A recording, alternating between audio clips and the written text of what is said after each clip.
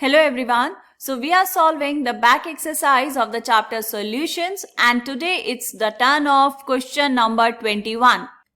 So the question is, two elements A and B form compounds having formula AB2 and AB4. When dissolved in 20 gram of benzene C6H6, 1 gram of AB2 lowers the freezing point by 2.3 Kelvin, whereas 1 gram of AB4 lowers it by 1.3 Kelvin.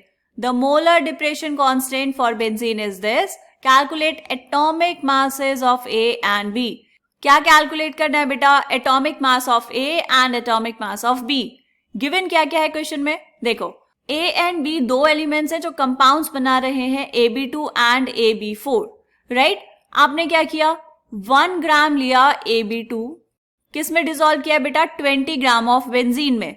तो यहाँ पे 20 gram of benzene क्या हो जाएगा? WA is 20 grams and WB कितना बेटा? WB is 1 gram, right? 1 gram आपने क्या लिया है? AB2 लिया है, which lowers the freezing point by 2.3 kelvin. 2.3 kelvin क्या दिया है आपको? Depression in freezing point. तो यहां पर डेल्टा TF कितना आएगा बेटा?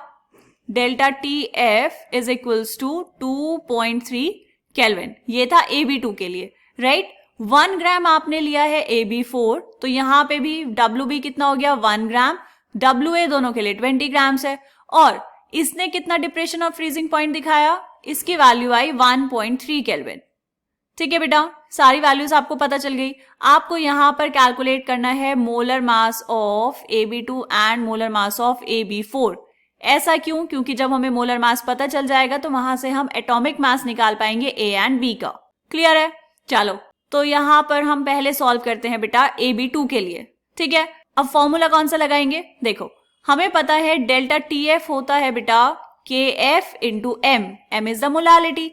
तो जब आप इसको थोड़ा सा और सिंप्लीफाई कर लेंगे, मोलालिटी की वैल्यूज रख देंगे नंबर ऑफ मोल्स में, मास और मोलर मास में, तो डेल्टा TF कितना आएगा? KF इंटू M की जगह पे क्या आ जाएगा यहाँ पे? अब WB into 1000 divide bye MB into WA. Calculate क्या करना है आपको? MB. तो फॉर्मूला क्या हो जाएगा?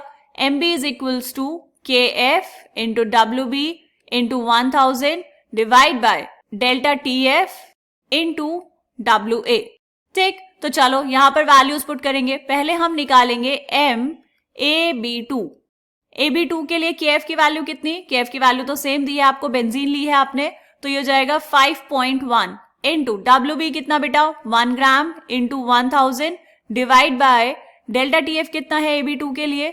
AB2 के लिए डेल्टा TF है 2.3 केल्विन. तो यहां पर लिखेंगे 2.3 इंटू WA कितना बेटा? 20 ग्राम्स.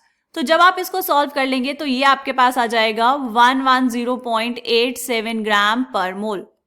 सॉल्व तो कर लेंगे. उसके बाद क्या निकालना है? MAB4. ये कैसे कैलकुलेट करेंगे? AB4 के लिए वैल्यूज पुट करो. अब KF कितना बेटा? बेंजीन है तो KF तो सेम रहेगा, इंटू मास ऑफ सॉल्यूट कितना है? मास ऑफ AB4 इज 1 ग्राम. तो यहां पर भी कितना आया? 1 into 1000 divide by delta TF की वैल्यू यहां पर चेंज है. डेल्टा TF कितना बेटा? 1.3. तो ये हो जाएगा 1.3 इंटू 20. इसको थोड़ा सा और आप सिंप्लीफाई कर लेंगे तो कितना आएगा? 51,000 डिवाइड बाय 260. 0 से 0 कैंसिल.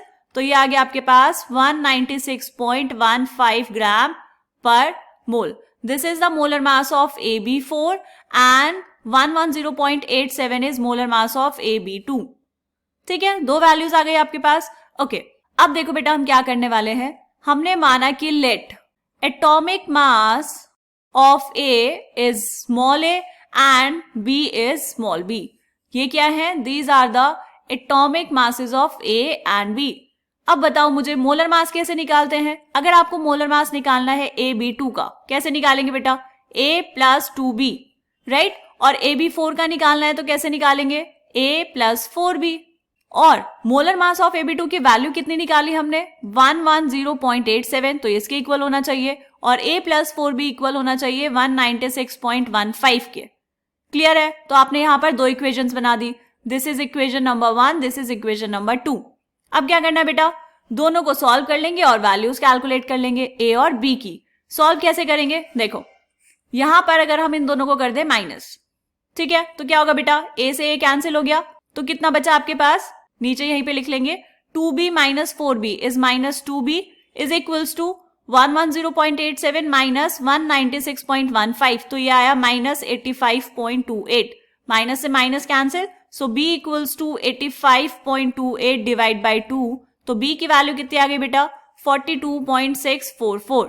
अब b की वैल्यू आ गई तो आपको a की वैल्यू कैलकुलेट करनी है, इसकी वैल्यू रख देंगे फर्स्ट इक्वेशन में, तो a plus 2b is equals to 110.87, तो a plus 2 into 42.644 is equals to 110.87, तो ये कितना जाएगा बेटा a इक्वल्स टू 110.87 और इसको 2 से मल्टीप्लाई करेंगे तो ये हो जाएगा 85.28 और इधर चले जाएगा माइनस में, तो a की वैल्यू कितनी आ गई आपके पास 25.594।